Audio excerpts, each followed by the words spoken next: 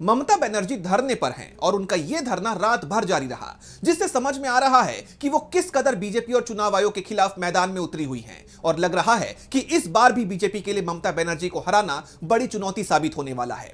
Voter list से लाखों नाम हटाए जाने को लेकर ममता बनर्जी के हल्ला बोल ने चुनाव आयोग की टेंशन बढ़ा दी है, तो साथ ही साथ बीजेपी को भी परेशान कर दिया है।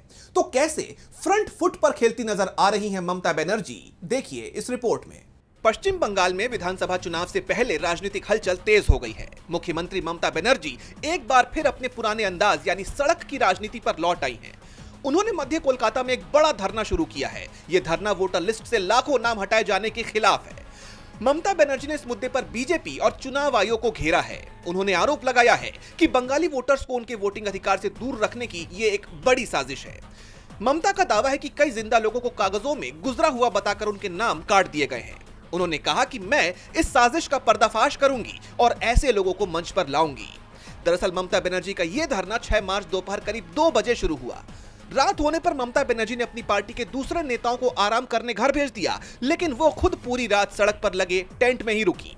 टीएमसी के सांसद डेरेक ओब्रायन ने इस धरने की अपडेट देते हुए सोशल मीडिया पर लिखा कि दीदी तो दीदी है। राजनीतिक जानकारों का मानना है कि ममता बनर्जी का यही जुझारूपन है जिसके कारण बीजेपी के लिए उन्हें हराना हमेशा एक बड़ी चुनौती रहती है।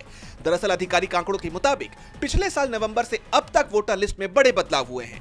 जैसे राज्य की वोटर लिस्ट से लगभग 63.66 लाख नाम हटा दिए गए हैं। राज्य के कुल मतदाता 7.66 करोड़ से घटकर 7.04 करोड़ ही रह गए हैं। इसके अलावा 60 लाख से ज्यादा वोटर्स को न्यायिक जांच की श्रेणी में रखा गया है, जिनका फैसला बाद में होगा। टीएमसी का कहना है कि इस प्रक्रिया से 1.2 करोड़ वोटर्स प्रभावित होंगे। हालांकि चुनाव आयोग ने राजनीतिक भेदभाव के इन सभी आरोपों को पूरी तरह से खारिज कर दिया है। ममता बनर्जी का यह विरोध प्रदर्शन ऐसे समय में हो रहा है जब 2 दिन बाद ही चुनाव आयोग की पूरी टीम पश्चिम बंगाल के दौरे पर आने वाली है।